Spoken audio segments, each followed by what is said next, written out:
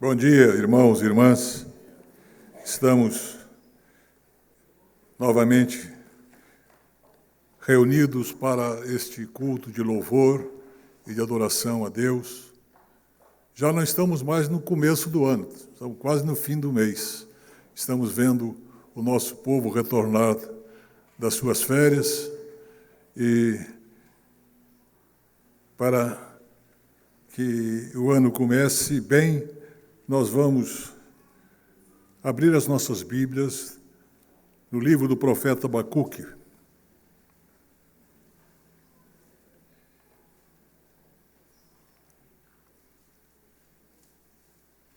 Vamos nos colocar em pé.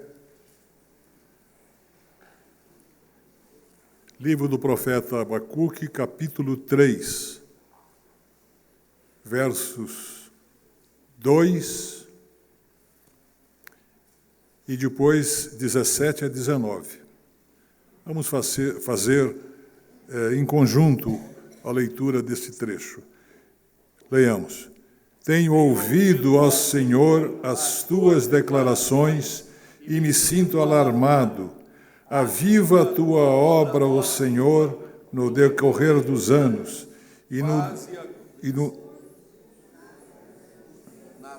ira, lembra-te da misericórdia. 17. Ainda que a figueira não floresça, nem haja fruto na vide, o produto da oliveira minta e os campos não produzam mantimento, as ovelhas sejam arrebatadas do aprisco e nos currais não haja gado. Todavia eu me alegro no Senhor, exulto no Deus da minha salvação.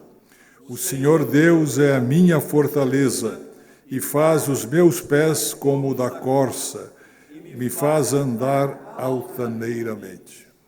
Vamos cantar em louvor a Deus o hino de número 4.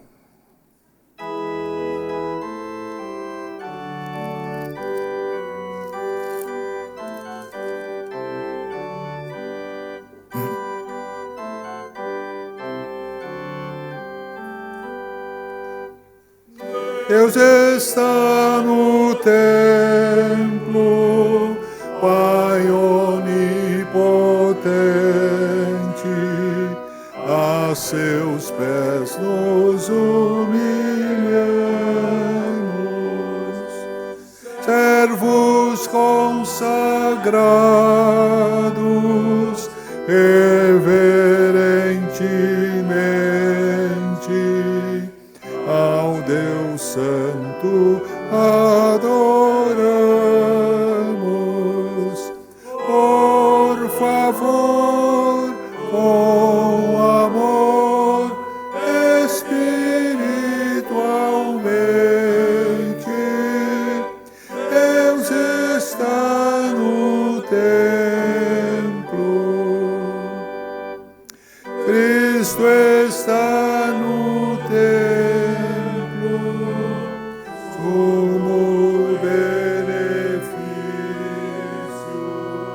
por seu sangue nos foi dado.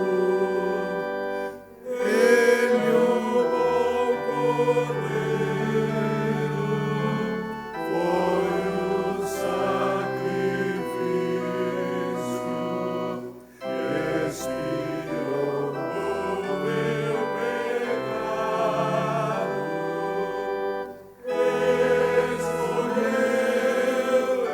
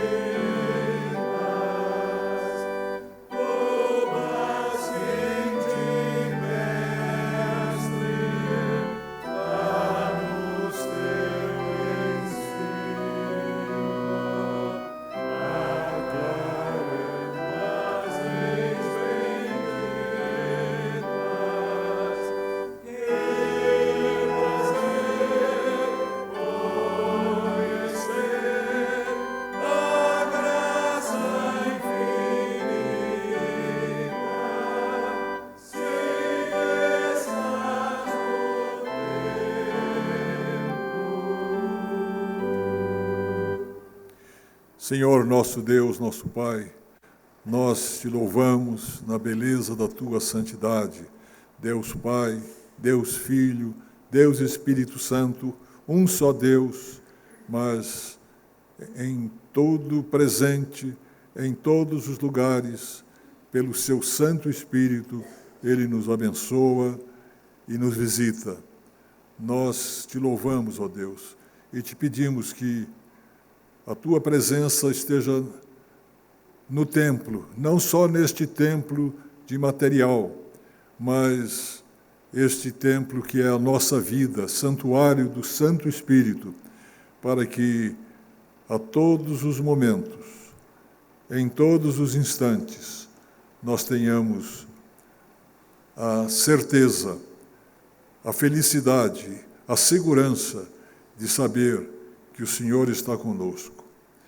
E te pedimos, ó Deus, que este momento de culto seja um momento de crescimento espiritual, de recolhimento íntimo, de comunhão contigo, comunhão uns com os outros, e nesta alegria espiritual nós possamos encontrar a beleza da tua palavra falando ao nosso coração.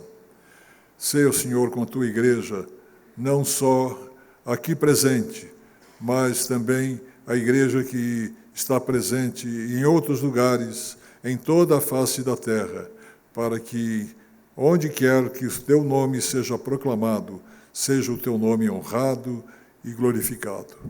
É em nome de Cristo Jesus que nós te pedimos e adoramos. Amém.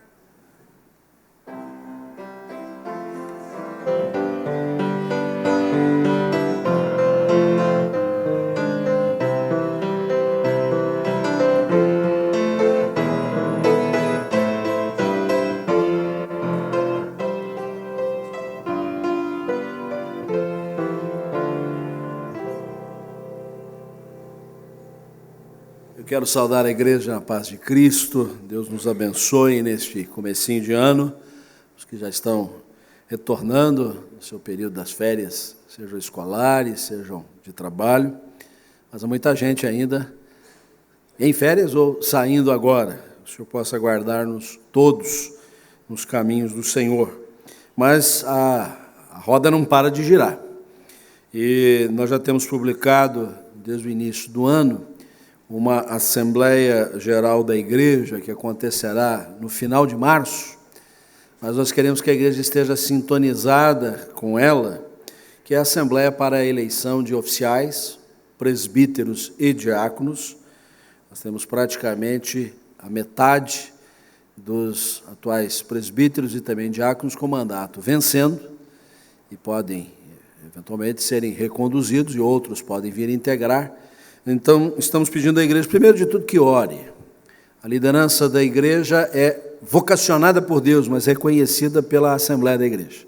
Então, a Assembleia precisa estar em conexão, em sintonia com a vontade de Deus. Depois, a Assembleia da igreja, ainda não reunida, pode se manifestar indicando nomes. E é isso que nós estamos pedindo à igreja, que, de maneira particular, possa fazer chegar a qualquer membro do conselho da igreja a indicação deste nome, quer para presbítero, quer para diácono, para que isso seja motivo de exame do conselho da igreja acerca da indicação, e no momento oportuno nós possamos ter já as indicações todas feitas e apresentar à igreja os candidatos indicados.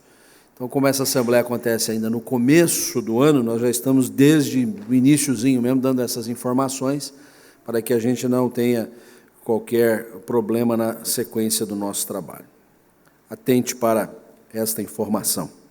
Nós queremos, com muita alegria, reconhecer aqui os nossos jovens que passaram no vestibular, né? Tem uma lista grande, outros já haviam passado antes. Nós estamos vendo aí muitas cabeças brilhantes, imitando o pastor efetivo da igreja também, né? No meu caso, não volta mais. No seu, com certeza, daqui a algumas semanas e meses, nós vamos ver o cabelo crescendo, né, Gustavo? Tá bonito. Ficou bom aí. Mateus aqui, eu vi o Mateus. O Mateus é alto, então a cabeça dele brilha mais, né? Outros estão fugindo do trote, pelo jeito. Daqui eu não estou conseguindo ver outras cabeças carecas. Que bom, graças a Deus.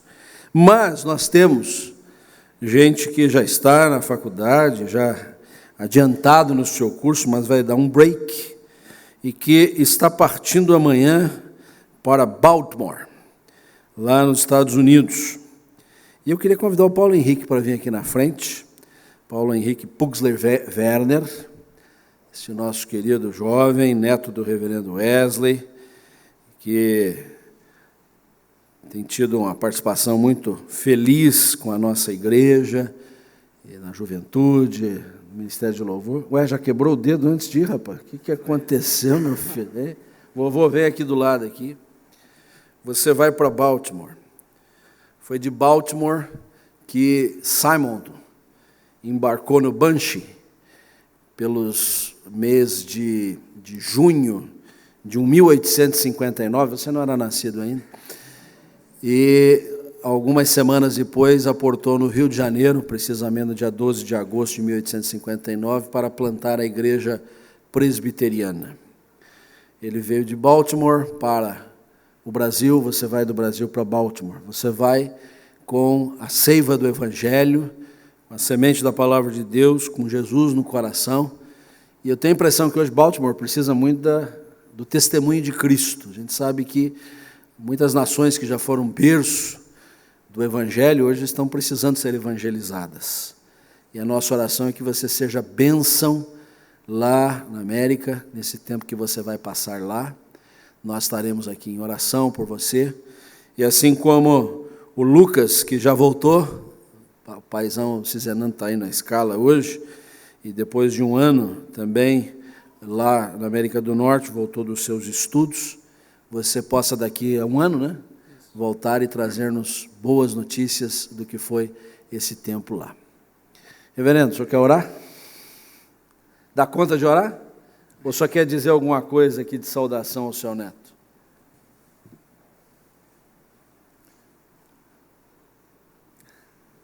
A nossa alegria, bem dizer, o nosso orgulho de ter uma pessoa de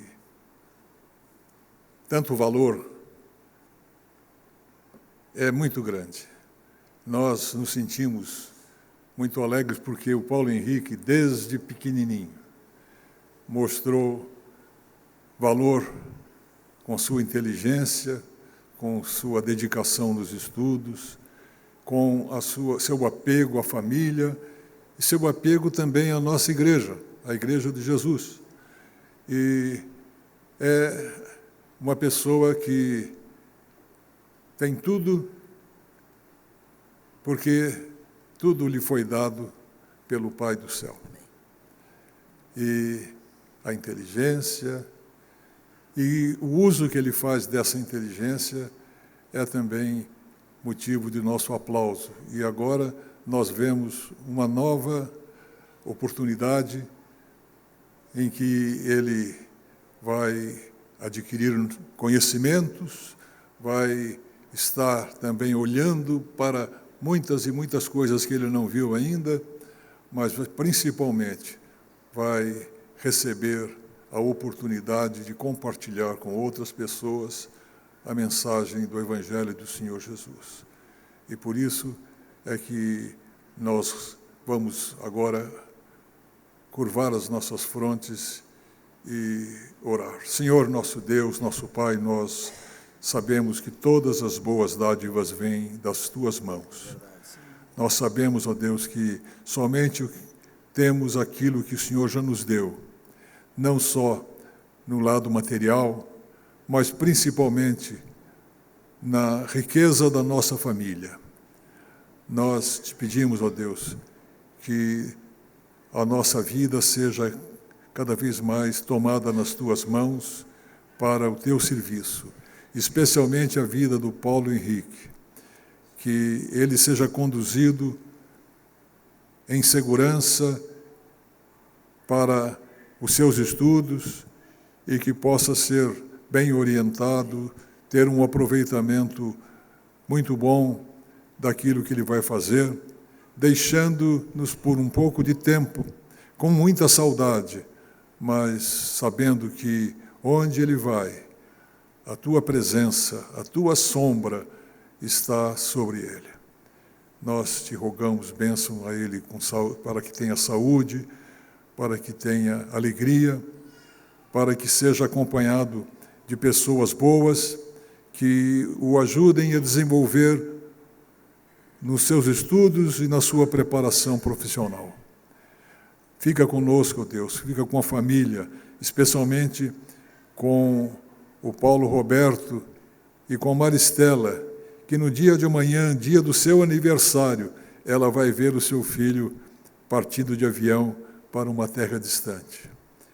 É tudo isso que nós queremos te falar, Senhor, e muito mais que está no nosso coração, mas o que nós queremos é agradecer, é te louvar com muita emoção pelo que o Senhor tem feito na vida deste moço, para que muitas coisas mais o Senhor possa realizar na vida do Paulo Henrique. É em nome de Cristo Jesus que nós te pedimos e agradecemos. Amém.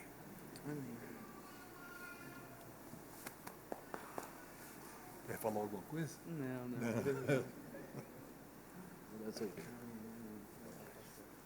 Vamos ficar em pé, vamos louvar o Senhor.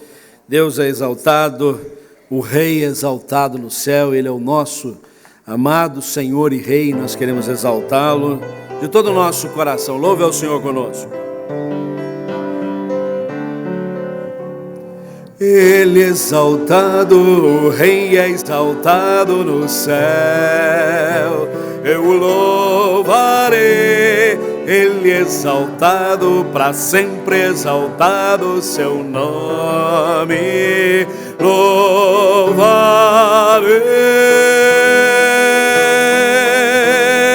Ele é o Senhor, sua verdade vai sempre reinar. Terra e céus glorifiquem seu santo nome. Ele é exaltado, o Rei é exaltado no céu. Vamos lá do início, Ele é exaltado. Ele é exaltado, o Rei é exaltado nos céus. Eu o louvarei.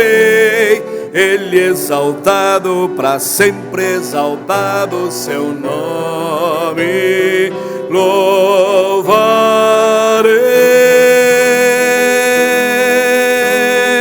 Ele é o Senhor, sua verdade vai sempre reinar. Terra e céus glorifiquem seu santo nome. Ele é exaltado, o Rei é exaltado no céu. Ele é o Senhor, Ele é o Senhor, sua verdade vai sempre reinar. Terra e céus glorifiquem seu santo nome. Ele é exaltado, o Rei é exaltado nos céus. Nós temos em Cristo a luz que faz resplandecer a presença do Senhor em toda a face da terra.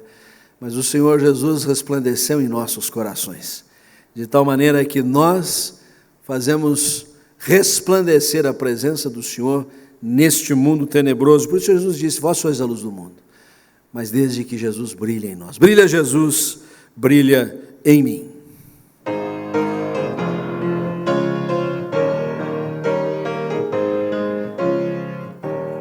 Vejo a luz do Senhor que brilha bem no meio das trevas, brilha. Jesus Cristo é a luz deste mundo, nos acorda de um sono profundo.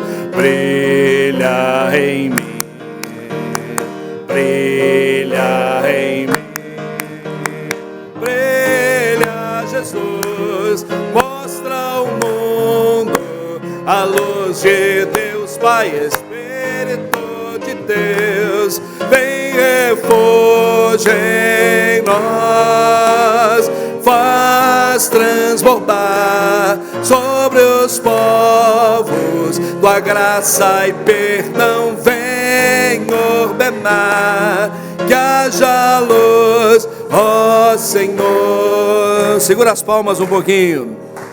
Eis-me achego ao teu trono incrível, mais finito ao intangível.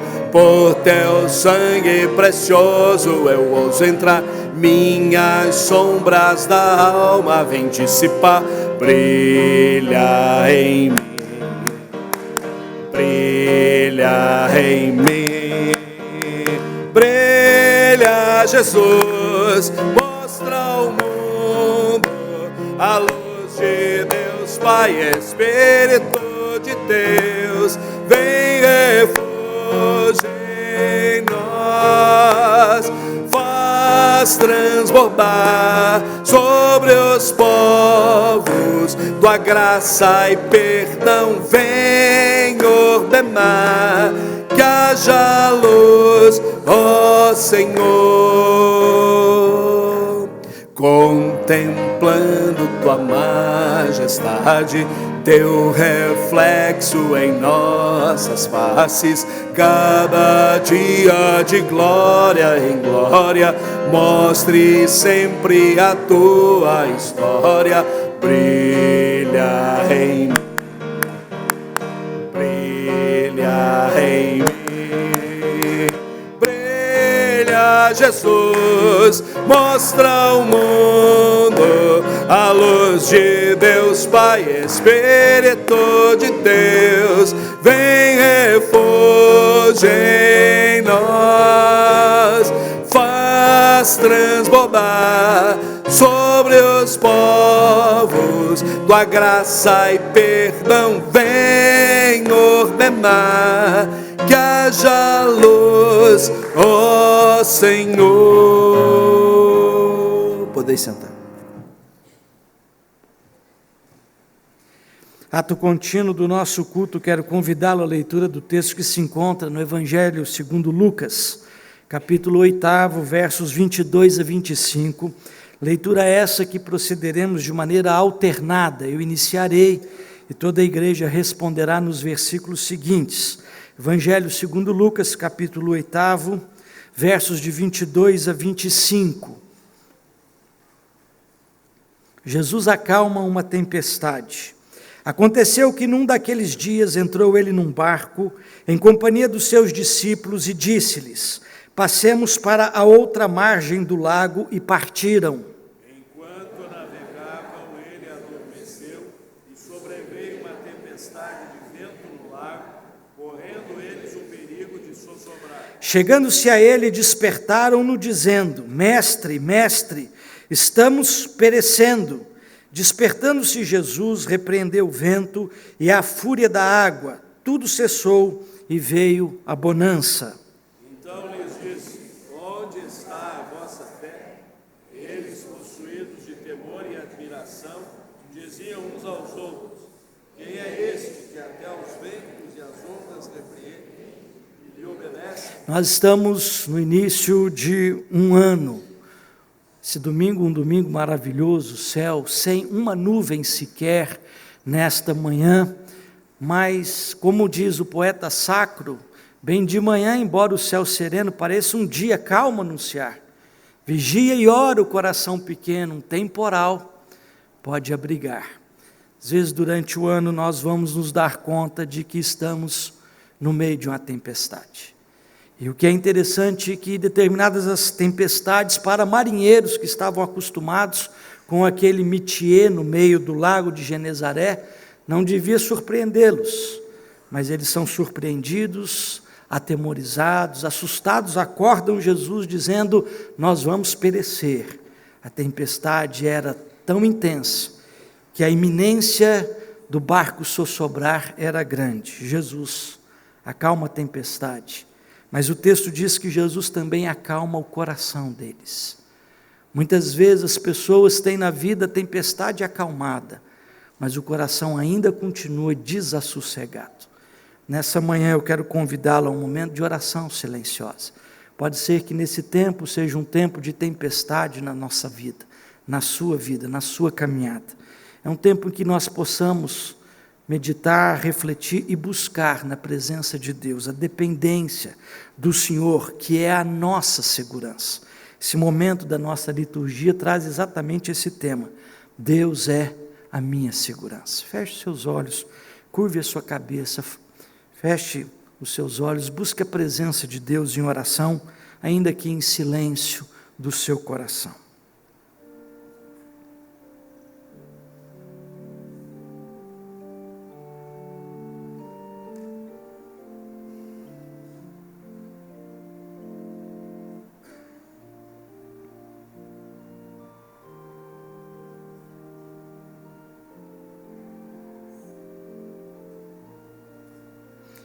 As ondas bravias do mar muitas vezes nos metem medo, infundem terror no nosso coração, não apenas, ó Deus, de maneira física, existencial, mas também, ó Deus, na caminhada pessoal, individual, na jornada, Senhor, familiar, profissional. E nós queremos nesse instante, ó Deus, suplicar-te, ó Deus, que acalmes a tempestade de cada coração. Pessoas que estão, ó Deus, sendo jogadas de um lado para outro, pelas ondas bravias do mar da vida, Senhor, sossega a tempestade, mas acalma também o coração, na confiança de que Tu és a nossa segurança.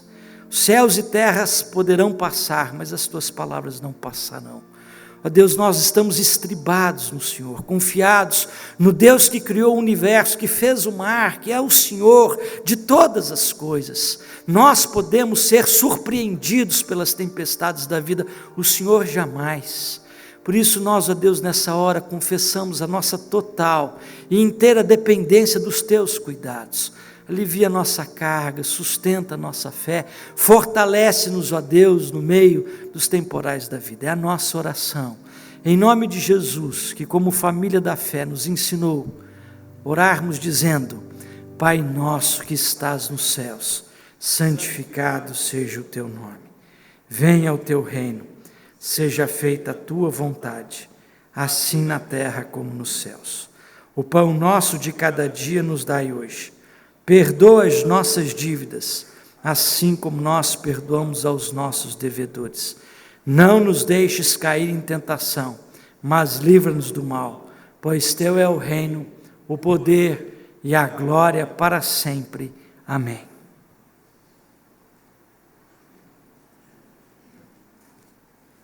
Bom dia, irmãos. Graça e paz estejam com todos. Vamos abrir no livro de Salmos. Fazemos a leitura do Salmo 46.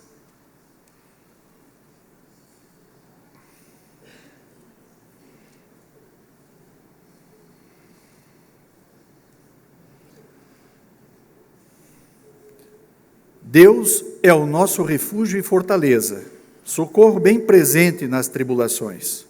Portanto, não temeremos, ainda que a terra se transtorne e os montes se abalem nos seios dos mares, ainda que as águas tumultuem e espumejem, e na sua fúria os montes se estremeçam. Há um rio cujas correntes alegram a cidade de Deus, o santuário das moradas do Altíssimo. Deus está no meio dela, jamais será abalada. Deus ajudará desde antemanhã. Bramam nações, reinos se abalam, Ele faz ouvir a sua voz, e a terra se dissolve. O Senhor dos exércitos está conosco. O Deus de Jacó é o nosso refúgio. Vinde e contemplai as obras do Senhor, que assolações efetuou na terra. Ele põe termo à guerra até os confins do mundo. Quebra o arco e despedaça a lança. Queima os carros no fogo. Aquietai-vos e sabei que eu sou Deus. Sou exaltado entre as nações. Sou exaltado na terra. O Senhor dos exércitos está conosco. O Deus de Jacó é o nosso refúgio. Realmente, Deus é o nosso refúgio. Ele é a nossa fortaleza. Temos que crer nisso. Ele nos chama para crermos na palavra dele. E é nessa devoção da palavra que nós vamos chamar nossos irmãos diáconos para fazer a coleta dos dízimos e ofertas. Enquanto isso, cantaremos o hino 55.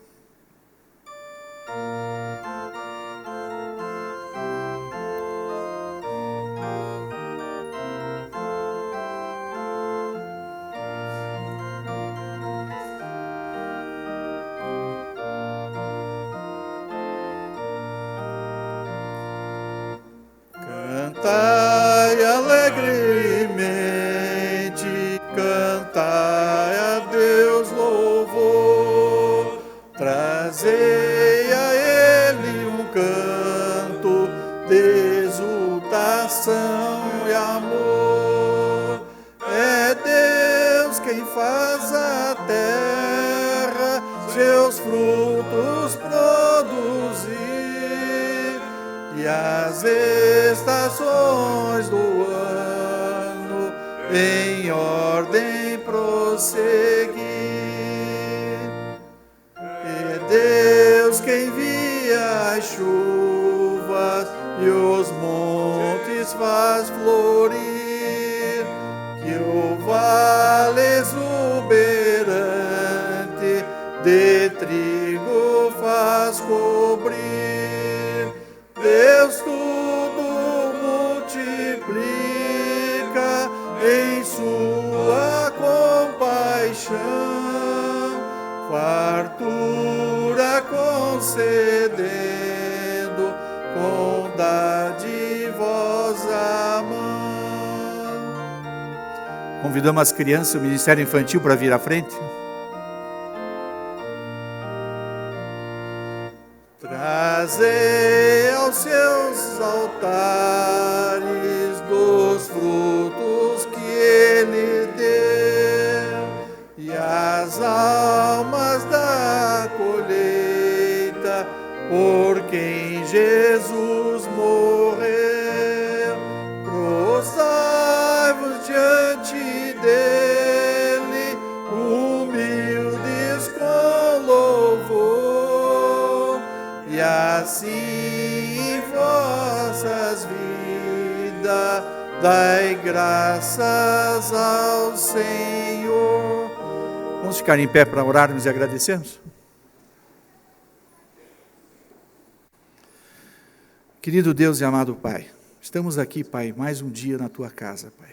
Por este privilégio que Tu nos concede, Pai, de virmos até a Tua casa, prestarmos louvor e exaltar o Teu santo nome, Pai. Graças te damos por nossas vidas, Pai. Graças te damos pela salvação que trouxeste para nós, Pai. Graças te damos por todas as bênçãos que tem derramado em nossas vidas, Pai. Pela proteção, pelos livramentos, por tudo aquilo que o Senhor tem acompanhado a vida de cada um, Pai. Abençoa todos aqui presentes, Pai. Abençoa os dízimos e ofertas aqui colocados diante da Tua obra, Pai, para que elas possam ser multiplicadas e crescer para a honra e glória do Teu santo nome, Pai. Graças te damos por tudo. Nesse momento também queremos te pedir pelo Ministério Infantil, pela palavra que será levada, pelos infantes, pelas crianças, para que elas possam crescer em estatura e graça diante de Ti, Pai, pois é o futuro da Tua igreja. Graças te damos por isso também, Pai. E agora, Pai, pelo Santo Espírito que foi derramado em nossos corações, Pai, abre nossas mentes, nossas vidas agora, para que possamos receber a palavra que o reverendo trará para nós, Pai, e que nós possamos sair daqui fortificados, Pai, fortalecidos, e cada vez mais, Pai, acreditarmos e crermos que Tu és o nosso Deus, Pai. Em nome de Cristo Jesus. Amém. Podem sentar.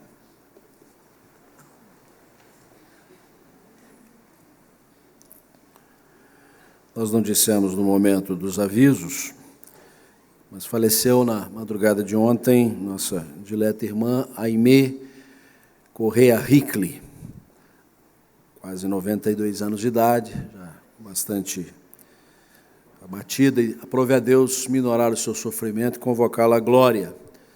Uma líder vibrante de nossa igreja, integrante da nossa SAF, integrante especialmente de 2 ministérios que nós reputamos muito importantes na vida da igreja, ligados à SAF. O Ministério da Visitação, e lembro-me sempre, às segundas-feiras, ela, junto com outras companheiras, saindo em visita a pessoas que precisavam de uma palavra, de um abraço amigo, de uma oração.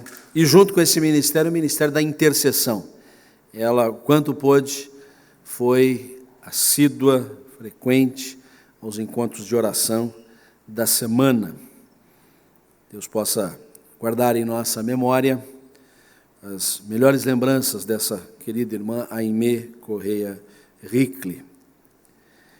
E nós estamos mudando de ano, e junto com a mudança de ano, nós temos a mudança temática. Este ano, o tema da nossa igreja é Despenseiros da Graça, à luz de 1 de Pedro 4,10, onde nós lemos: serviu uns aos outros cada um, conforme o dom que recebeu, como bons despenseiros da multiforme graça de Deus. Essa palavra despenseiros também pode ser traduzida como mordomos, uma figura um pouco fora de moda para a gente, a não ser nos filmes policiais, né? E geralmente se chama jarbas, né? O mordomo, e sempre é o culpado. Mas, na verdade, a palavra é muito rica, porque recaía sobre este mordomo, esse despenseiro, a responsabilidade de toda a casa, mesmo não sendo dono de nada. E ele tinha contas a prestar ao dono da casa. Eis assim como Deus nos posiciona. Ele é o Senhor da casa, Ele é o Senhor da igreja, Ele é o Rei do universo, mas Ele nos incumbiu de bendita e santa mordomia. E essa mordomia, ela se revela nas mais diferentes áreas da nossa vida. Nós temos que prestar contas da mordomia no que tange aos dons que Deus nos deu. Um canta, outro ora, outro prega, outro acode com socorros àqueles que precisam. Deus nos dá capacidade, depois nós temos que dizer assim: fizemos, o Senhor nos deu a condição, está aqui o nosso resultado. Mas a mordomia não se extingue apenas nesta questão dos dons, os talentos, as capacidades, os recursos econômico-financeiros. Você não tem o que tem apenas para usufruir e poder se deleitar. Há um propósito de Deus para isso. Deus vai pedir contas da mordomia financeira. A mordomia do tempo também. O reverendo Wesley já lembrou a gente aqui de que já não é mais ano novo, já estamos quase no final do primeiro mês. Fazemos coro com Moisés no Salmo 90. A gente não é passarinho, mas voa, o tempo voa. Temos que prestar contas do nosso tempo.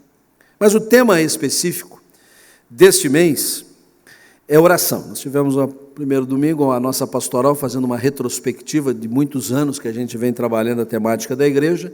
No domingo passado, a nossa proposta para este ano, tema a tema de cada mês, mas esse domingo, finalmente, foi possível tratar especificamente do assunto deste mês, mesmo já caminhando para o seu final, que é a oração. Abra sua Bíblia, por favor, em 2 de Crônicas, capítulo 7. Nós leremos do verso 12 ao 15. Segundo livro das Crônicas, capítulo 7, versos 12 a 15.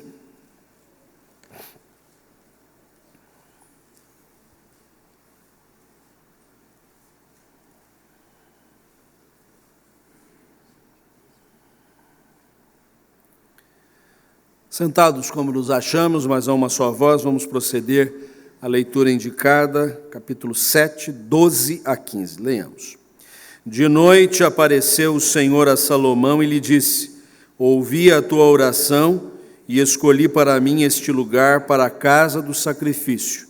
Se eu cerrar os céus de modo que não haja chuva, ou se ordenar aos gafanhotos que consumam a terra, ou se enviar a peste entre o meu povo, se o meu povo que se chama pelo meu nome se humilhar e orar e me buscar e se converter dos seus maus caminhos, então eu ouvirei dos céus, perdoarei os seus pecados e sararei a sua terra. Estarão abertos os meus olhos e atentos os meus ouvidos à oração que se fizer neste lugar. Vamos orar. Senhor, mais uma vez neste culto nós estamos orando. Não há instante algum do culto em que nós possamos fugir a esta oportunidade. Mesmo quando estamos cantando, nossas canções, nossos hinos são orações. Quando estamos atentos à palavra do Senhor, estamos ali fazendo da mensagem das Escrituras a nossa súplica. Quando podemos olhar irmãos que estão próximos de nós, a nossa palavra é intercessória, pedimos bênção sobre a vida de crianças, de jovens, de idosos, de famílias enlutadas. Não estamos esquecidos dos que não estão aqui conosco, variados motivos, Senhor, inclusive das viagens de férias, estamos orando por eles. Enfermos que não podem chegar à tua casa, abençoa-os também. Por isso, Senhor, nós tomamos a promessa aqui contida nesta leitura que fizemos para nós. O Senhor está ouvindo a oração que se faz neste lugar. E ajuda-nos a entender a importância, o significado deste expediente da oração. Tão bondoso que o Senhor nos concedeu. É o que te pedimos, ó Deus, em nome de Jesus. Amém.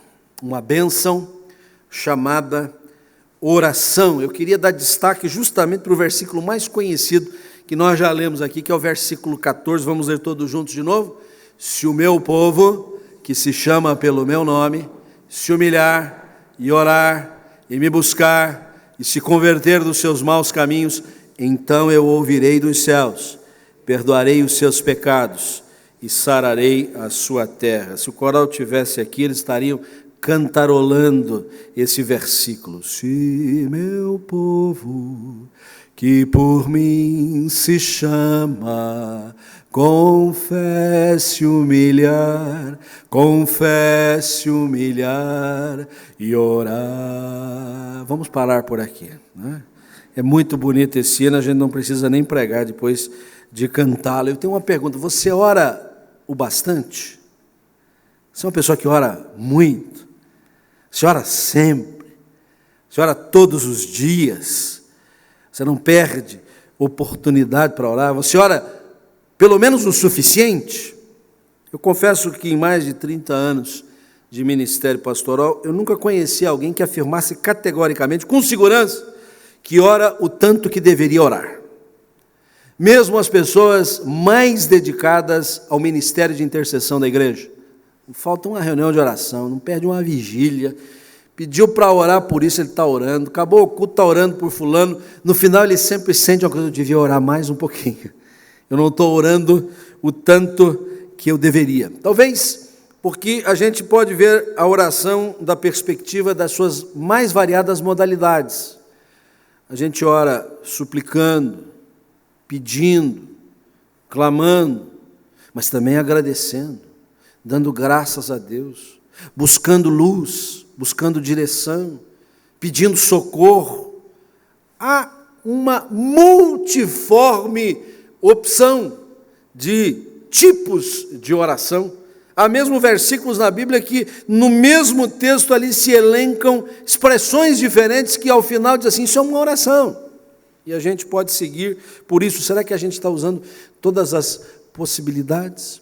Também podemos pensar na oportunidade variada de orar, como por exemplo, no recôndito do lar, na devocional particular, mas também na reunião de oração, no culto público, orarmos assentados, em pé, de joelho. Será que a gente já provou todas as formas pelas quais nós podemos apresentar a nossa oração diante de Deus?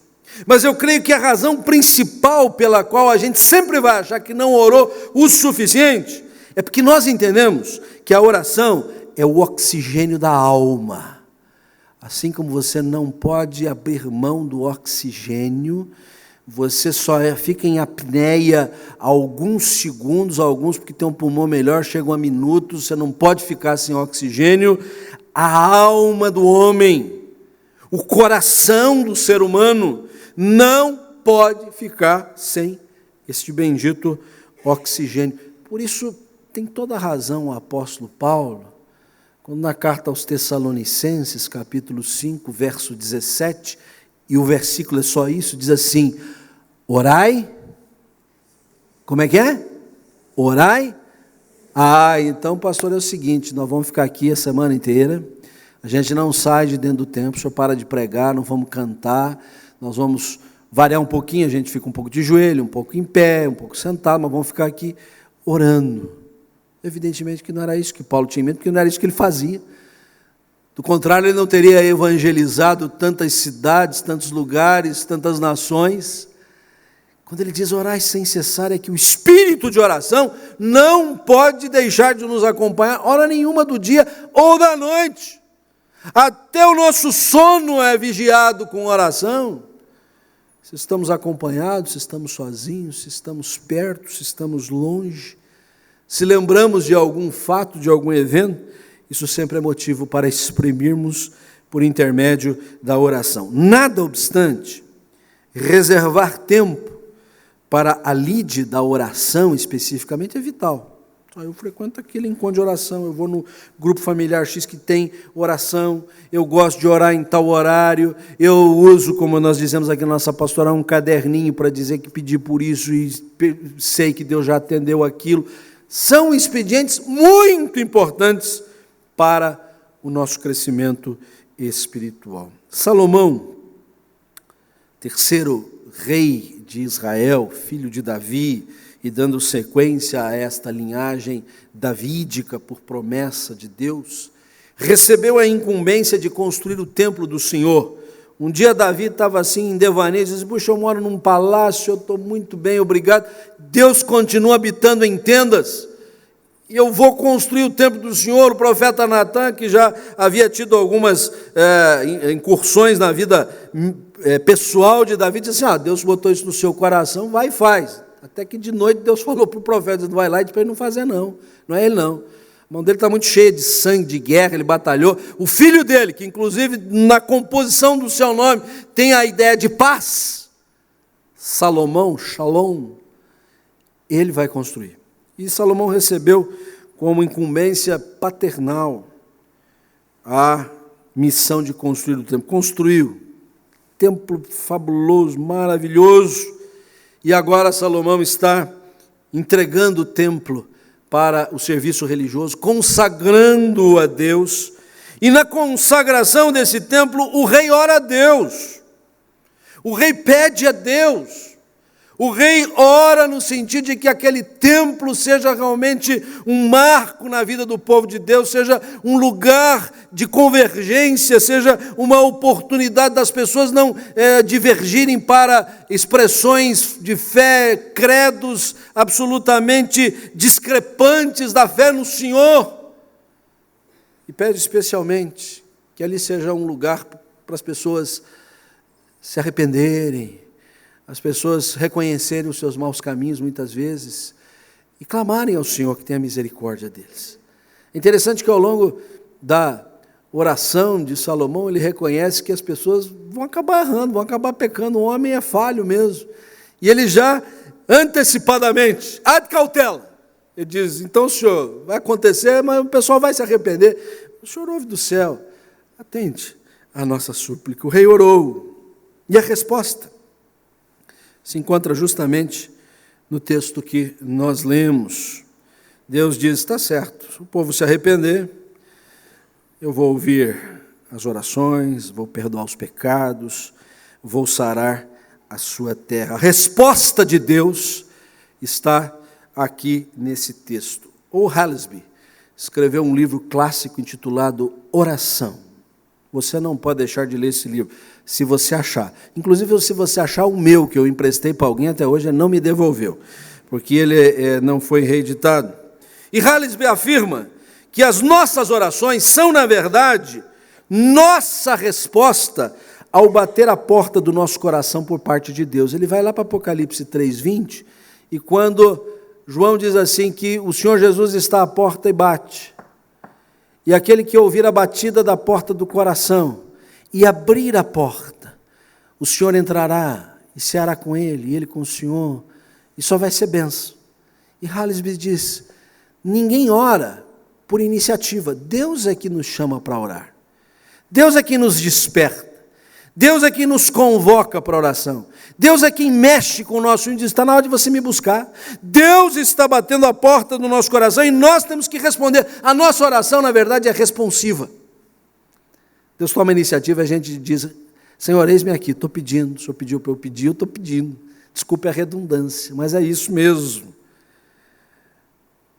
O interessante é que, se nós podemos afirmar que ninguém ora sem que Deus tenha chamado a pessoa para orar, nós temos dois tipos de problema. Pessoas que não estão ouvindo Deus bater a porta.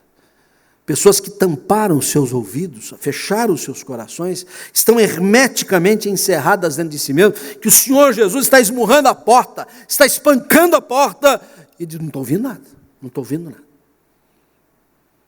Sua vida está selada para a ação do Senhor. Mas tem aqueles que até ouvem assim, um tanto, será que é mesmo? Estou meio confuso, não sei, estou achando que é só o ruído do movimento da madeira, da porta, né? Porque móveis da casa, paredes, portas, elas trabalham, se movem, acho que não é o Senhor batendo, fica aquela dúvida, será que é mesmo? Mas acho que eu não vou abrir não, estou com medo, porque Deus sempre está nos chamando para oração, que é de fato uma bênção. É maravilhoso.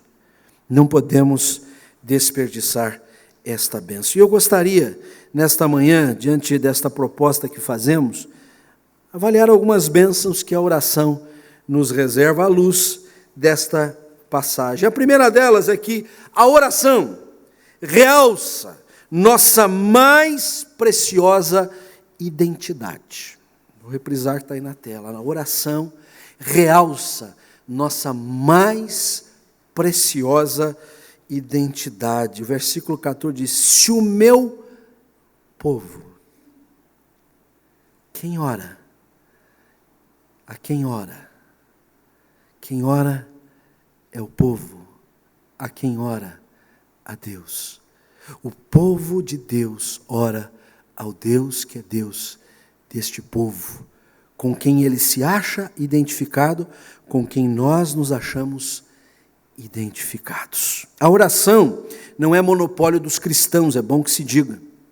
Outras expressões de fé também se valem da oração. Quando você ouvir alguém que não tem nada a ver com o cristianismo, não tem nada a ver com a Bíblia Sagrada, desconhece completamente as promessas da aliança e diz que ora, não fique assim, de um lado assombrado e de outro assim, poxa, deve ser crente. Não crentes também oram. Eu estou me referindo a crentes no Senhor Jesus. Eu estou me referindo àqueles que têm o compromisso com a palavra de Deus. Porque não é monopólio do cristianismo.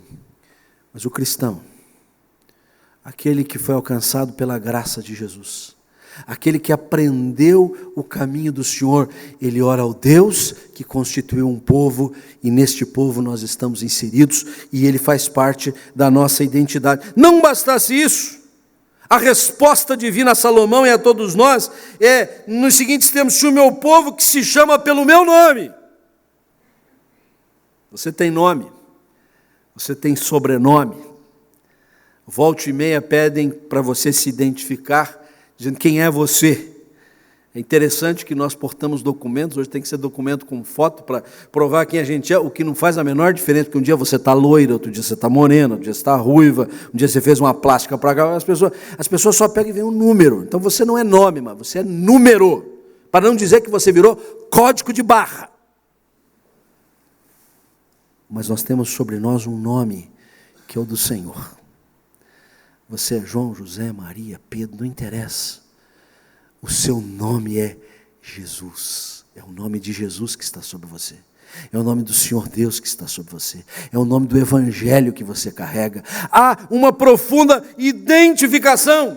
É por isso que entoamos o hino sacro que diz: leva tu contigo o nome de Jesus, o Salvador. Nome bom, doce a fé, esperança do porvir.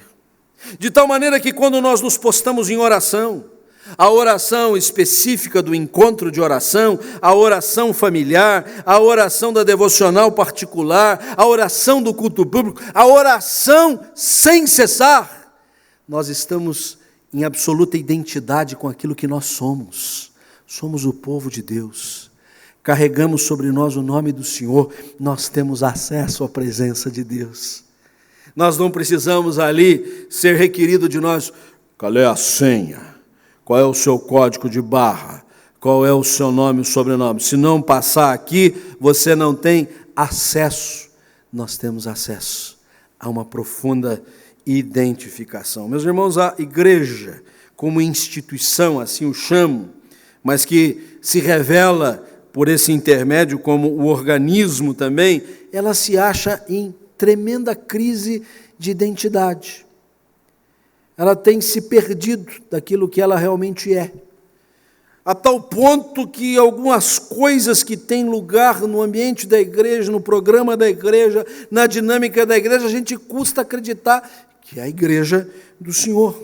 Eu quero especificamente me referir ao fato de que a igreja é chamada para ser luz do mundo, mas de duas uma: ou ela esconde a sua lâmpada debaixo da cama, então não ilumina o mundo, não faz a menor diferença, fica hermeticamente fechada, não vamos gastar essa luz, se a gente gastar vai faltar depois, então a gente se oculta e deixa de cumprir o nosso testemunho, ou pior, ela se confunde com as trevas mundanas, no afã de causar impacto, de testemunhar, de dizer do nome de Jesus, a gente já não sabe mais direito quem é quem.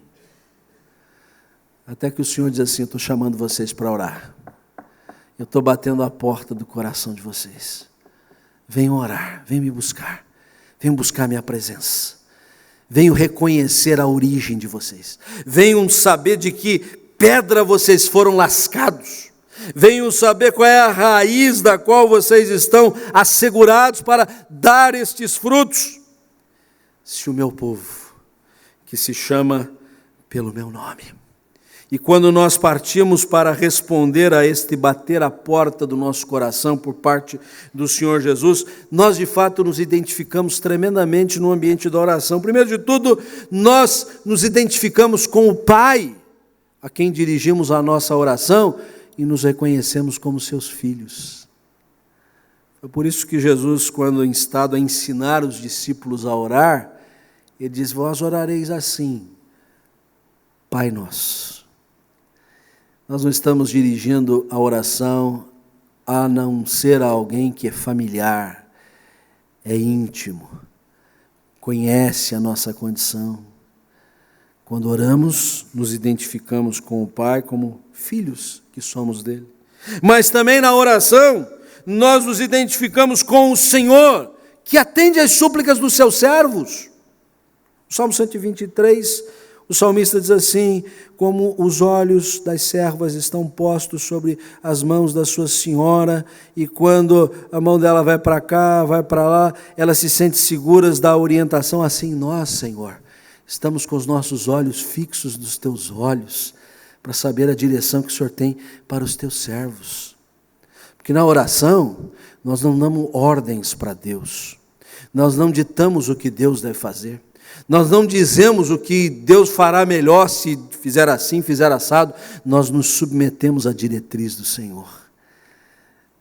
Bendita diretriz que Deus nos dá de poder orar em nome de Jesus e debaixo dos gemidos inexprimíveis do Espírito Santo. As duas pessoas da Trindade consertam as nossas orações, aprimoram as nossas súplicas, melhoram aquilo que é uma bênção, chamada oração. Mas na oração, quando nos identificamos com o Pai, filhos que somos seus, com o Senhor que atende os seus servos, também nos identificamos com o Salvador que redime aos perdidos. Desnorteados, desorientados, não sabendo que rumo tomar, o Senhor nos diz: me busquem, venham conversar comigo. Vocês são o meu povo, eis o caminho, por ele andai. Por isso, meus irmãos, não podemos perder a bênção chamada oração, porque ela realça a nossa mais preciosa identidade. Somos o povo de Deus, somos o povo que se chama pelo seu nome, somos os filhos do Altíssimo, somos os servos do Senhor, somos os que foram salvos e redimidos e remidos pelo precioso sangue do Senhor Jesus, que foi à cruz por amor de nós, para nos constituir na sua grei, no seu santo rebanho, na sua família, que pode buscar a sua face. Mas há uma segunda lição desta passagem, que vai nos motivar mais ainda a vida de oração, é que a oração, além de realçar nossa mais preciosa identidade, a oração requer a nossa mais sincera humildade. A oração requer a nossa mais sincera humildade. Se o meu povo, que se chama pelo meu nome, começar a pensar que ele é grande coisa, começaram a cobrar de mim, que afinal de contas eles tinham coisa mais importante para fazer do que estarem me cultuando e praticando um culto. No caso de Israel, era um culto complexo. Você pensa que era um cultozinho desse aqui, que a gente numa hora e meia a gente resolve, que está tudo impresso aqui, que tem variações que a gente senta, levanta, canta, coral, cânticos, mensagem, né? A gente vem assim, com a roupa que achou bom de ir. Era complicado o negócio, né? Imaginou, você acordou hoje, domingo, vou na igreja, pegou a Bíblia, opa, vou levar meu dízimo, está aqui o envelope, já botou lá o recurso, colocou aqui, fosse no tempo de Israel, opa, está na hora de ir para o culto, vamos lá, vamos ver, deixa eu ver aqui, vou ter que levar esse cordeirinho, vou ter que levar aquelas pombinhas ali, vou ter que levar esses quitutes, e você não vinha no seu carro próprio, você vinha a pé, quilômetros e quilômetros, né? Era um negócio complicado. Então esse povo agora, que se chama pelo nome do Senhor, chega para cultuar o Senhor, para buscar o Senhor, e diz assim: Senhor, olhe o nosso esforço. Não foi fácil a gente chegar aqui. Então o Senhor vê se responde às nossas orações. Mas a resposta de Deus para o rei Salomão, que consagrava aquele templo, como para conosco, é que este povo precisa se humilhar. Esse povo precisa reconhecer a sua pequenez. Esse povo precisa ser sincero consigo mesmo. É por isso que no culto reformado, nós sempre reservamos um tempo para o recolhimento espiritual, para a oração silenciosa que oportuniza confessarmos a Deus os nossos pecados. João, escrevendo a sua primeira epístola, diz claramente: Deus é luz, não há nele treva nenhuma. Se andarmos na luz de Deus, o que vai acontecer? Os nossos pecados vão ficar bastante salientados. A nossa iniquidade vai aparecer, porque da luz de Deus nada escapa. No entanto, ao ensejo desta realidade funesta, terrível, tétrica, nós também seremos alcançados pela bênção da purificação pelo sangue de Jesus. Mas, cuidem bem, se alguém achar e afirmar que não tem pecado, está se enganando, está se iludindo, está perdendo a bênção de poder confessar e deixar, porque isso é que é bem-aventurado. E pior, está fazendo Deus de mentiroso. Está dizendo que Deus não está certo no que ele está pensando. Por isso, a oração também nos dá a bênção de sermos sinceros conosco mesmos, sinceros com o nosso próximo, sinceros diante de Deus. Se o meu povo se humilhar e me buscar, e eu acho interessante aliar estes dois verbos que estão aqui, porque eles apontam para o reconhecimento da nossa fragilidade, da nossa precariedade, da nossa pequenez, das nossas reais necessidades, e que ao fim e ao cabo das coisas demonstram que não podemos nada por nós mesmos. De nós mesmos não conseguiremos nada. Se o Senhor não for conosco, nossa empreitada será baldada. Se Deus não tiver misericórdia de nós, todo o teu empenho no seu ministério, no trabalho da plantação de igreja, na missão que você está indo até para fora dos limites do nosso território nacional, a lide do louvor, não dá em nada. Por isso nós temos que ficar miudinho, nos humilharmos e buscarmos o Senhor. Senhor, é graça do Senhor, é misericórdia do Senhor. É o Senhor que é todo-poderoso, é o Senhor que é rico em misericórdia, é o Senhor que é assaz benigno. Todas estas expressões superlativas têm o objetivo de dizer: o Senhor pode todas as coisas, nós de nós mesmos nada podemos, mas no Senhor faremos proezas. Mas, vamos humildes, sejamos sinceros conosco mesmo, até porque o poder de Deus não se aperfeiçoa na grande eloquência humana. O poder de Deus não se manifesta no arrogante, no pretensioso, naquele que se acha que se basta a si mesmo. O poder de Deus se aperfeiçoa na nossa fraqueza. O poder de Deus se manifesta na nossa tibieza. O poder de Deus se realiza em meio à nossa precariedade, quando a reconhecemos e dizemos: Senhor, toda a honra, toda a glória seja dada ao Senhor. Sim, a oração nos dá a bênção de nos identificarmos como povo de Deus, com tudo aquilo que isso quer dizer.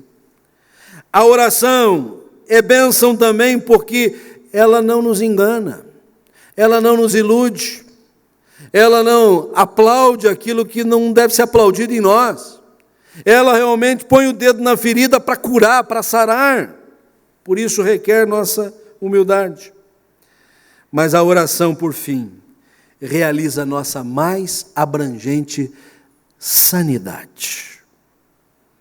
O texto bíblico diz: vocês são meu povo, vocês sinceramente reconhecem o seu pecado, se humilham, me buscam, se convertem dos seus caminhos, então eu estou ouvindo as orações de vocês.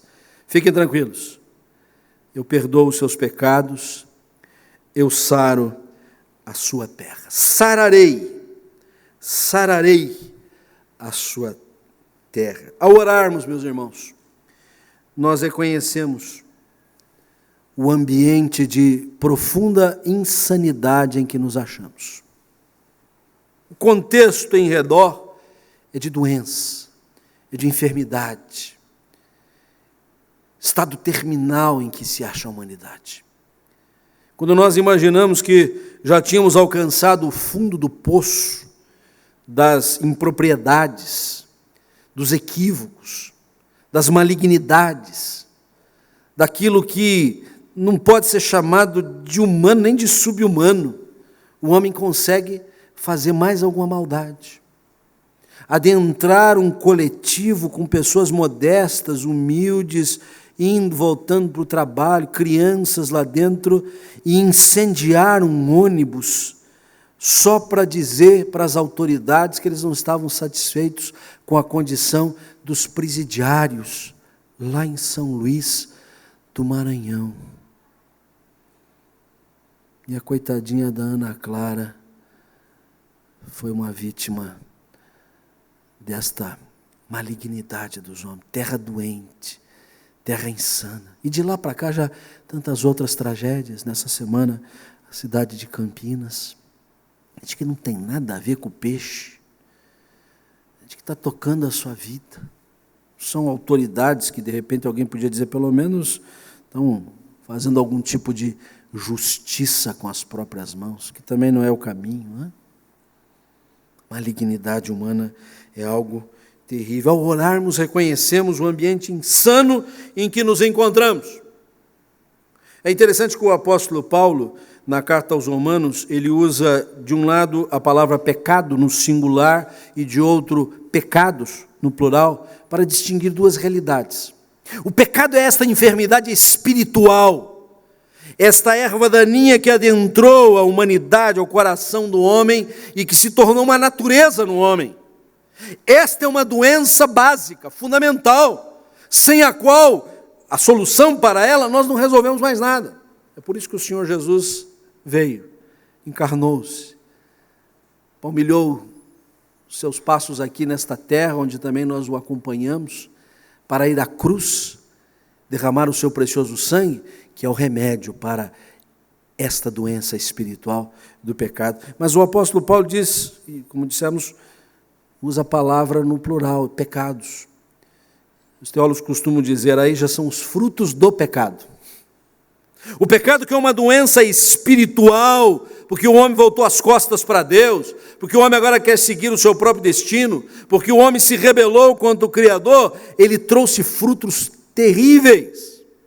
A violência, a sexualidade frívola, a maldade desenfreada, todo tipo de horror, de terror, são resultados do pecado. Doenças morais as mais variadas. Sim, o indivíduo se acha enfermo, doente, as instituições também. sejam as instituições governamentais, não governamentais, empresariais e até mesmo a família e a igreja. Por isso é urgente orar. Por isso é imprescindível valer-se desta bênção chamada oração. Não apenas porque ela dá relevo à nossa identidade, porque vai mostrar também a nossa condição humildes na presença do Senhor, mas porque é a nossa oportunidade de sermos curados, de sermos sarados, de sermos alcançados por um mover maravilhoso do Senhor, o qual cura. Cura pelo perdão, cura pela purificação, cura pela transformação. E é o que Salomão havia pedido, é o que o Senhor aqui, respondendo à oração de Salomão, diz: eu estou ouvindo a sua oração, eu vou sarar a sua terra, eu vou sarar essas doenças morais da sua terra, eu vou sarar a doença espiritual do homem, eu vou curar estas tragédias que estão acontecendo pelo planeta fora. Eu vou, mas eu quero que vocês orem. Eu quero que vocês busquem minha presença. Eu quero que vocês reconheçam que só eu posso fazer isso.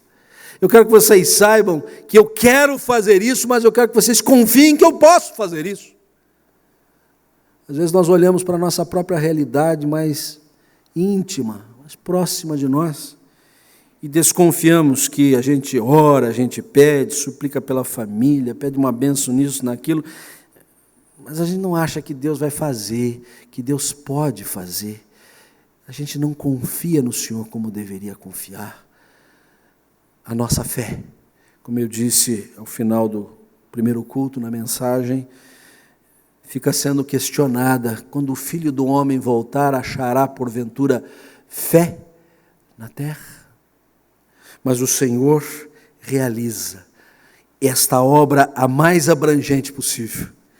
Ele cura o indivíduo, Ele cura a família, Ele cura a instituição, Ele cura as nações, Ele cura os governantes e os governados, Ele cura o presidiário, que talvez só descobriu a palavra de Deus, o Evangelho lá dentro da cadeia, Ele cura o drogadito, que só descobriu a Jesus no fundo do poço. Ele pode fazer esta obra maravilhosa de cura e de saramento, mas Ele agora bate a porta do nosso coração e diz: você acha que já orou muito? Já orou o suficiente? Já orou bastante? Continue orando, continue orando, continue orando. Curve a sua fronte, vamos orar. E eu queria que você orasse. Vamos ter algum tempo de oração silenciosa.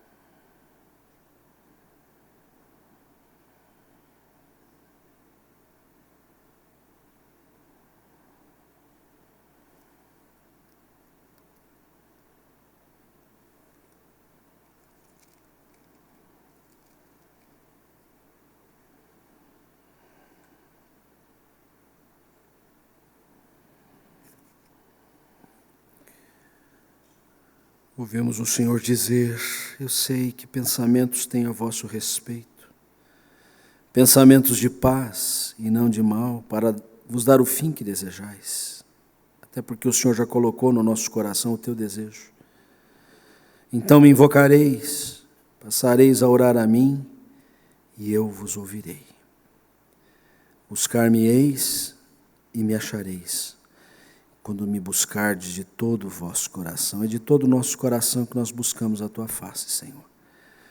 Porque percebemos que a oração nos ajuda a resolvermos qualquer crise de identidade que tenhamos.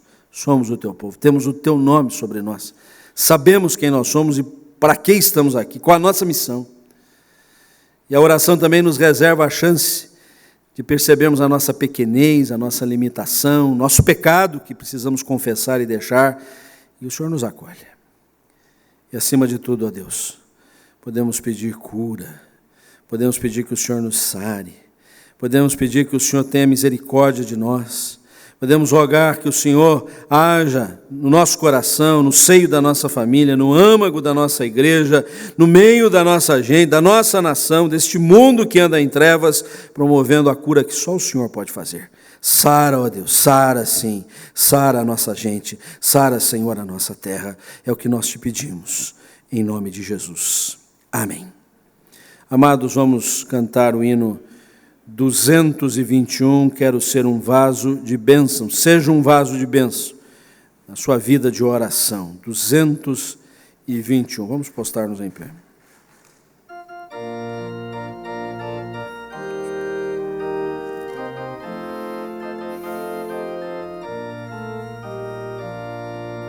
Quero ser um vaso de bênção, sim, um vaso escolhido de Deus, para as novas levar aos perdidos, boas novas que vêm lá dos céus. Faze-me vaso de bênção, Senhor, vaso que leve a mensagem de amor. Eis-me submisso e ao teu serviço eu me consagro, bendito Senhor. Só as mulheres.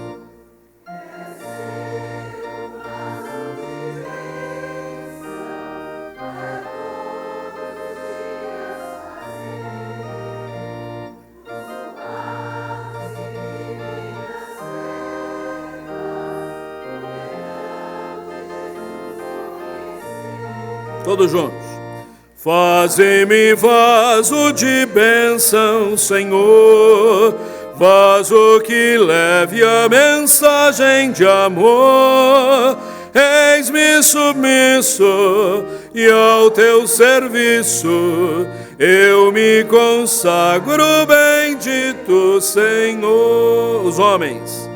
Quero ser um vaso de bênção, sim, um vaso de bênção sem par, anunciando que os crentes em Cristo, jubilosos nos céus hão de entrar. Faze-me vaso de bênção, Senhor, vaso que leve a mensagem de amor. Eis-me submisso e ao teu serviço eu me consagro, bendito Senhor.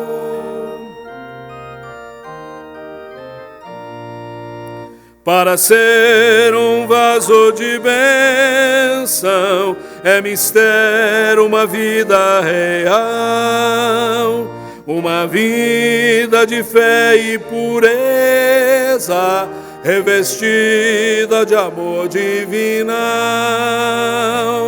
Faze-me vaso de bênção, Senhor, vaso que leve a mensagem de amor. Eis-me submisso e ao teu serviço eu me consagro, bendito Senhor. Que o Senhor vos abençoe e vos guarde. Que o Senhor faça resplandecer sobre vós o seu rosto e tenha misericórdia de vós. Que o Senhor sobre vós volva a sua face e vos dê a paz. A graça de Jesus, o amor do Pai, a consolação do Espírito Santo, repouse sobre vós, convosco permaneça, hoje e sempre. Amém. Vem, derrama as bênçãos sobre este povo que se chama povo teu. Dá-nos teu amor, dá-nos tua força, para que tentações não venham a nos desviar, e a glória seja dada a ti, pelo que tens feito, pelo que tens sido, pelo que farás em nós.